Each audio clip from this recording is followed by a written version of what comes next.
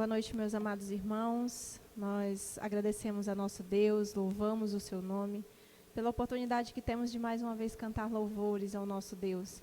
E nós convidamos mais uma vez você a fazer isso conosco, aí da sua casa, cantar e entoar louvores ao nome do nosso Deus, que é digno de ser louvado.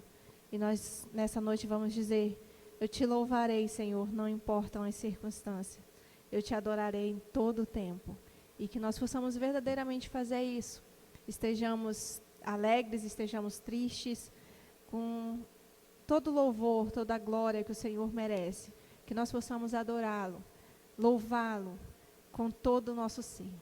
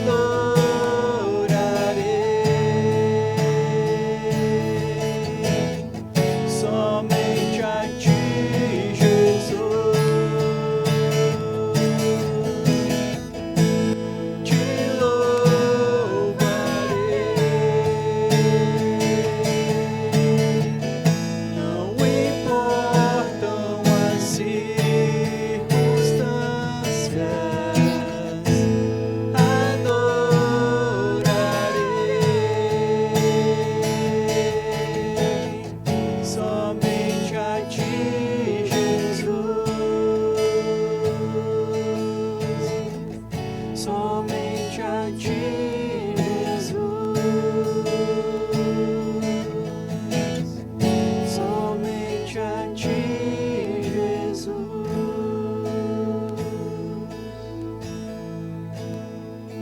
às vezes essas circunstâncias da nossa vida não são tão agradáveis como nós gostaríamos que fosse.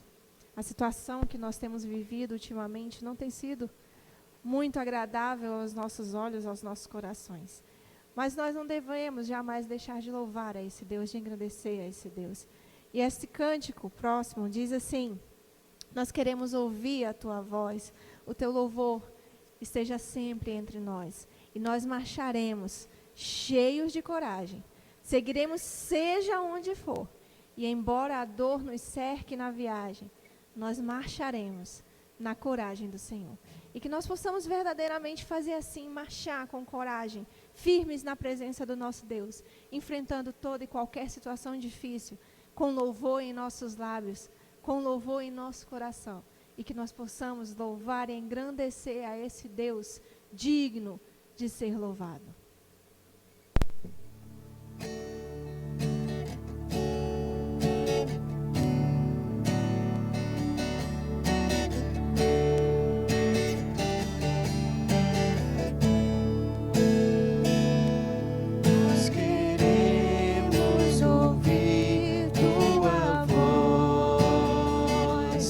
Teu louvor sempre esteja entre nós.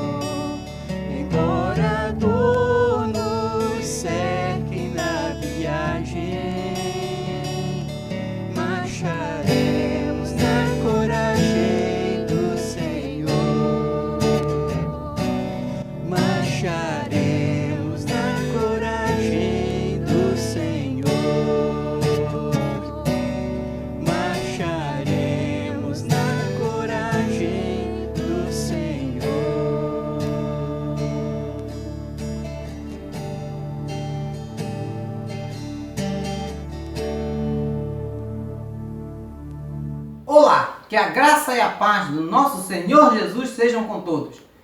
Você está no canal da Igreja Batista Nova Esperança, nesse período de confinamento, prestando seu culto a Deus em família, no seu lar. Aliás, falando em família, este mês de maio é o mês das famílias.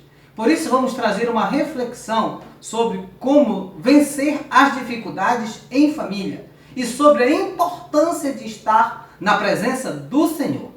Para isso, eu te convido a ler um texto comigo que está localizado no Antigo Testamento, no livro de Ruth, no capítulo 1, dos versículos 1 ao versículo 6. O texto diz o seguinte: nos dias em que julgavam os juízes, houve fome na terra. E um homem de Belém de Judá saiu a habitar na terra de Moabe, com sua mulher e seus 2 filhos. Este homem se chamava Elimeleque, e sua mulher Noemi. Os filhos se chamavam Malom e Quilion, efrateus de Belém de Judá. Vieram à terra de Moabe e ficaram ali. Morreu Elimeleque e Noemi, marido de Noemi, e ela ficou com seus 2 filhos, os quais se casaram com mulheres moabitas. Era o nome de uma Orfa e o nome da outra Ruth. Ficaram ali quase 10 anos. Morreram também ambos, Malom e Quilion, ficando assim a mulher desamparada de seu marido e de seus 2 filhos. Então se dispôs ela com suas noras e voltou da terra de Moabe, porquanto nesta ouviu que o Senhor se lembrara do seu povo, dando-lhe pão. Vamos orar. Altíssimo Deus, obrigado, Senhor Jesus, porque estamos aqui nesse instante para pedir teu direcionamento, para que possamos aprender com esta palavra, Senhor, porque a tua palavra é viva e eficaz. Ó Deus, nesse período de dificuldade que o mundo está vivendo, Senhor, nos conforte, nos dê esperança, nos encoraje a lutar e vencer essas dificuldades. O Senhor é o Senhor da história, o Senhor sabe tudo o que vai acontecer. Mostra-nos, Senhor, o caminho, Senhor. Conforta as famílias que perderam seus entes queridos, Senhor. Mostra-nos, Senhor, a maneira mais correta de agir e de andar na tua presença. Ajuda-nos, Senhor, a viver em dignidade e em santidade. Essa é a oração que eu te faço, no nome de Jesus. Amém. Meus irmãos, essa narrativa bíblica, ela aconteceu, como diz o versículo 1, no tempo em que julgavam os juízes. Após a saída do povo de Deus do Egito em direção à terra prometida, eles foram conduzidos por Moisés por um longo período. A conquista da terra prometida, ela se deu sob a liderança de Josué. Eles buscavam a terra que manava leite e mel. Aproximadamente entre 300 e 400 anos depois da saída, da conquista da terra prometida, é que essa narrativa ela se desenrola. Nosso personagem principal morava em Belém de Judá. O nome dele se chamava Elimeleque. Ele tinha uma esposa, Noemi, e 2 filhos, Malom e Quilion.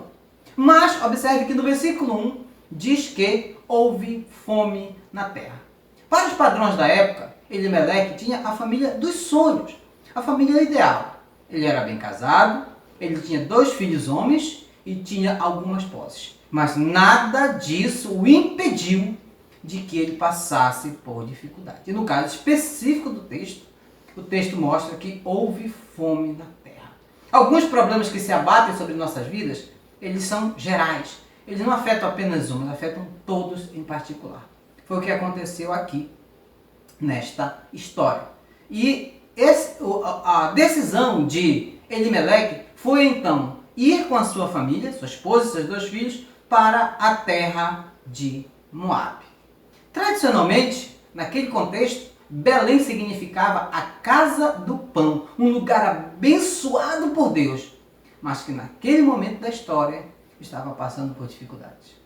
Moabe, por outro lado, era considerado o lugar do pecado, mas intrigantemente, naquele momento, estava passando por certa prosperidade. A narrativa se desenrola dizendo que Elimeleque, ao chegar na terra de Moabe, não diz quanto tempo depois, diz que ele morreu. E ficou os seus 2 filhos e a sua esposa. Diz ainda o texto que seus 2 filhos se casaram com 2 mulheres moabitas. Uma se chamada Orfa, outra se chamada Ruth. E o que aconteceu com seus 2 filhos? Também morreram. A partir do versículo 4, a narrativa vai dizendo que morreram os 3 homens. Elimeleque, Malom e Quilion. E ficaram 3 viúvas. E observe que, principalmente para Noemi, o papel de uma viúva no contexto daquela sociedade era muito difícil. Porque ela já era idosa, porque ela estava em uma terra estranha. Então, o texto vai se desenrolando exatamente nesse ponto, dizendo que as mulheres estavam viúvas e os 3 homens haviam morrido. Mas o versículo 6 termina dizendo que o Senhor se lembrara do seu povo. Então, esse é um pequeno fragmento dessa história. A história ela prossegue. A partir daqui, eu tiro para a minha vida, quero que você tire para a sua vida também, 3 ensinos muito preciosos que eu encontrei neste texto e principalmente nesses versículos que nós lemos. O primeiro ensino que eu gostaria de compartilhar com você é que, em família, o erro de uma pessoa não prejudica somente a ela, mas prejudica a todos. Observe que houve fome na terra e Elimeleque foi no caminho errado para a terra de Moabe, mas que naquele momento parecia o caminho certo. Ele trocou Belém, a casa do pão, por Moabe, o lugar do pecado. Não se engane, não saia da casa do pão. Não troque, ainda com dificuldade, a casa do pão pelo lugar do pecado. O diabo não tem família. Por isso ele investe pesado nas nossas famílias. Por outro lado, Deus ama as famílias. As famílias são projeto de Deus. Foi o próprio Deus quem criou a família. Mas o diabo investe nas famílias. Observe que, nesse caso em particular, o diabo ele fez com que a necessidade carnal do Elimeleque fosse satisfeita em outro lugar. O diabo ele age sobre nossas necessidades carnais. Nesse caso específico, a necessidade de alimentação, de comida. No clássico texto de Mateus 4, quando Jesus é tentado pelo diabo, ele também faz algo parecido. Ele tenta as necessidades carnais de Jesus. Decisões erradas não comprometem somente aquele que tomou a decisão, mas comprometem toda a família. Sobre isso, é importante a gente lembrar o clássico texto de Josué, um exemplo para nossas famílias de hoje. No momento em que o povo estava em dificuldade de decidir a que Deus seguir, Josué, ele pronuncia o clássico texto de Josué 24:15, dizendo o seguinte: se vos parece mal servir ao Senhor, podem servir a outros deuses. Porém, eu e a minha casa serviremos ao Senhor. Observe a responsabilidade que Josué tinha para com sua família, para estar na presença do Senhor. Então, o primeiro ensino que eu tiro desse texto é: um erro em família prejudica a todos, não apenas aquele que tomou aquela decisão. Uma segunda lição muito importante que esse texto nos deixa é o seguinte: em família, não desista na primeira dificuldade. Parece até fácil, e de fato é, servir a Deus quando tudo vai bem. Quando você tem bom emprego, quando todos estão com saúde, quando você é bem casado, quando seus filhos são obedientes, quando os pais cuidam e amam dos filhos, quando os filhos respeitam os pais. Mas quando alguma coisa dá errado, as coisas começam a sair do seu lugar. Quantos casamentos hoje em dia não são desfeitos porque os casais desistem na primeira dificuldade? Quantos filhos desrespeitam seus pais ou vão para o mundo das drogas porque enfrentam a primeira dificuldade? Quantos pais deixam de cuidar dos filhos como deveriam porque enfrentam a primeira dificuldade?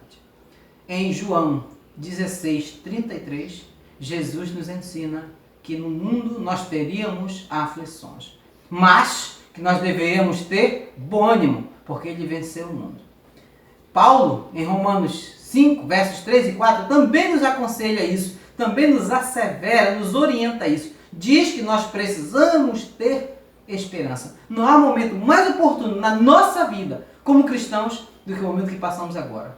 É preciso ter esperança.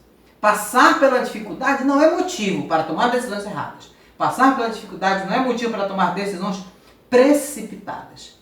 Passar pela dificuldade é preciso ter esperança, estar na presença do Senhor e principalmente confiar nele. Quantas vezes, eu desafio você a pensar, quantas vezes nós colocamos as nossas decisões diante de Deus, para que Ele opere em nós, para que Ele interaja conosco, para que Ele participe da nossa vida. Quantas vezes nossos projetos, nossos sonhos, nossas decisões são tomadas dentro da vontade do Senhor. Boa parte delas, inclusive, se a gente for analisar friamente, elas são tomadas fora da vontade do Senhor. Observe no versículo 6 que se Elimeleque tivesse esperado um pouco mais, ele não teria colocado a sua família em dificuldade. Um terceiro e tão valioso ensino que eu encontrei nesse texto é que o Senhor não se esquece da família. Lembre que a família é projeto de Deus. Foi Deus quem a criou. Deus ama a família. É a proposta de Deus, é o projeto de Deus para a vida em sociedade, em humanidade. Se assim o é, Ele não se esquece da família. Deus nunca se esquece dos seus. Então observe o que disse o salmista Davi, o rei Davi, no alto da sua sabedoria, quando ele escreve o Salmo 37, versos 25, quando ele diz o seguinte: fui moço, agora sou velho, mas nunca vi um justo desamparado, nem sua descendência a mendigar o pão. Que palavra maravilhosa é essa? Saibamos que as dificuldades virão, mas Deus é nosso escudo e fortaleza. Tenhamos esperança, vivamos a nossa fé diante dos desafios que Deus pode nos amparar, nos consolar. Ele está conosco. E lembre-se de uma coisa, o melhor lugar para estar, na dificuldade ou não, é na presença do Senhor. E aí eu quero lembrar a você os 3 ensinos que eu quero deixar nesta reflexão. O primeiro é que em família uma escolha errada prejudica a todos. O segundo, em família não desista na primeira dificuldade. E o terceiro, Deus não se esquece da família. Medite nisso, reflita nisso, aplique isso na sua vida. E eu louvo a Deus, porque o Senhor é conosco. E louvo a Deus por cada um dos irmãos que está nesse momento assistindo o nosso canal. E que a graça e a paz do nosso Senhor Jesus e as consolações do Espírito Santo sejam com todos. Amém. Nesse período de quarentena, esse tempo que você está tendo com sua família, você tem orado por eles, com eles? Esse cântico ele é uma oração, pedindo para que o Senhor abençoe as nossas casas, proteja do inimigo que tem atacado de todas as formas. E pedindo que o Senhor faça da nossa casa, a casa dele, o lugar de adoração. Cante com a gente e ore com a gente com essa canção.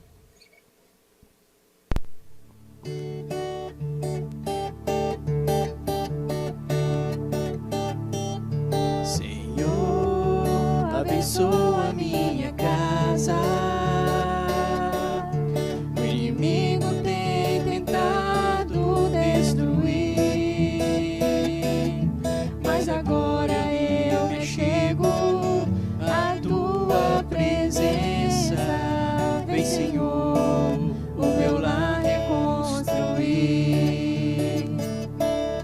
Senhor, abençoa minha casa.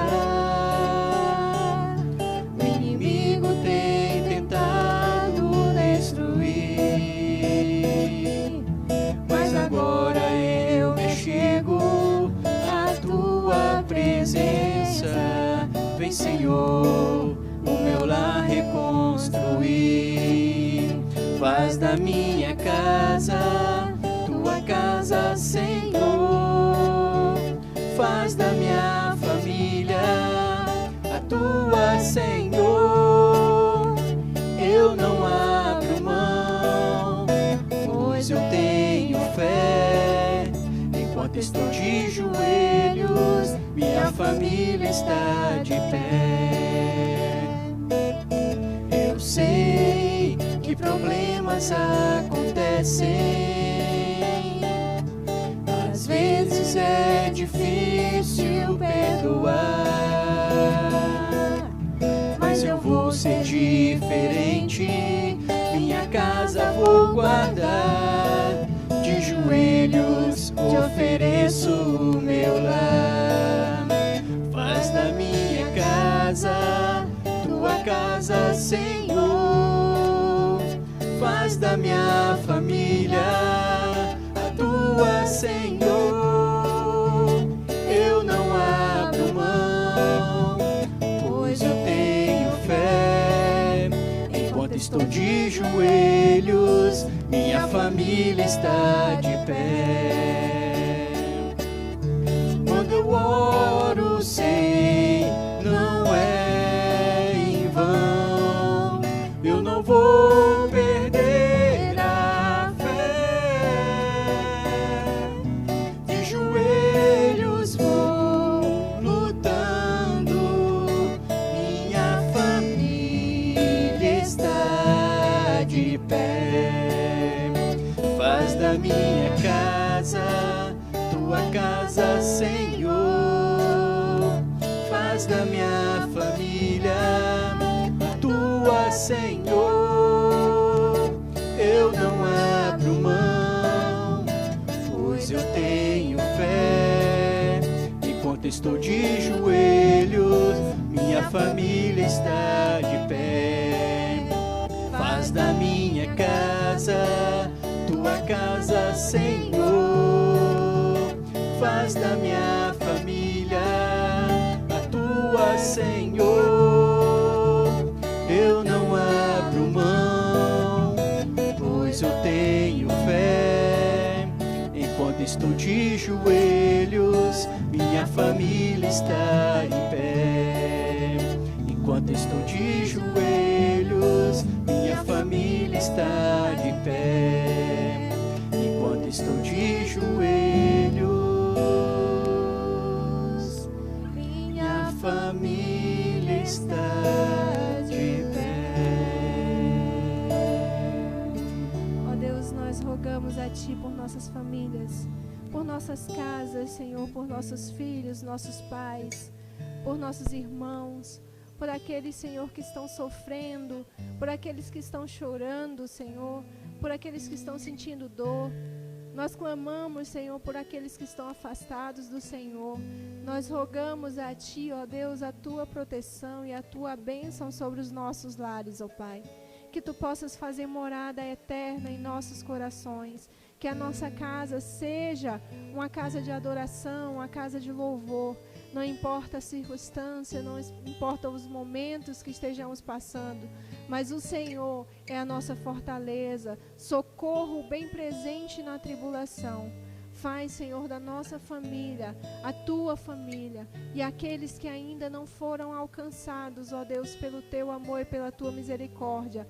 Toca nos corações, ó Pai, que nós possamos ser instrumentos Teus. E que essa quarentena, onde estamos sendo muitas vezes forçados a estar em nossas casas por mais tempo, que Tu possas nos usar, ó Deus, e falar através de nós, das nossas atitudes, e que aqueles que ainda não Te servem, possam ver em nós verdadeiros adoradores e possam Te buscar a Tua presença. Rogamos, ó Deus, por aquelas famílias da nossa igreja que estão sofrendo, ó Pai. Tem misericórdia, Senhor. Cura, Senhor, aqueles que estão enfermos. Dá, Senhor, fé aos corações que estão desanimados. Que Tu possas, Senhor, revigorar as nossas forças em Tua presença. Sabendo, Senhor, que tudo coopera para o nosso bem. E que em todas as coisas o Senhor tem um propósito. O Senhor está sob o controle. Esteja conosco, ó Deus. Nos dá forças para continuar lutando. E que a gente possa seguir os Teus caminhos, firmes, Senhor, e fortes na rocha que é o Senhor. Agradecemos porque o Senhor tem nos sustentado, tem nos fortalecido, tem nos dado forças para conseguir um animando o outro, ó Pai. Obrigada, ó Deus. Obrigada por nossos irmãos que estão orando uns pelos outros, estão fortalecendo a fé uns dos outros. Dê-nos, Senhor, a cada dia sabedoria e força e aumenta a nossa fé. Nós te pedimos, ó Pai. Amém, Senhor.